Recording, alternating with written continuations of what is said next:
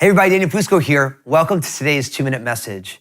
A common question, discussion with lots of theories is what really happens when you die. We all know that we live this life, and what happens in the hereafter is always concerning to us because one, none of us have ever been there, and that includes me. And second, there's so many different ideas about what happens after you die. And so what happens most often is that people just choose whichever one seems to make the most sense to them. But here's the thing, there is somebody who's already been to the grave and back who told us what happens when we die, and that is Jesus, who is God in the flesh, the Savior, the Redeemer of all who would believe, who's somebody who I believe in, who I am following, who I would consider I'm a friend of the Lord's, and I want that to be the case for you. What Jesus said is that it's appointed, actually the Apostle Paul, speaking of you, said it's appointed a person once to die and then the judgment. What that means is there's no do-overs. You don't get to build up some sort of score and then you get back in a different life form. None of that. You get one shot at life and then you stand before the judge of all the earth. Now, some people are like, I don't really like that. Just because we don't like it doesn't mean that it's not true, but that's the reality. So this is the only life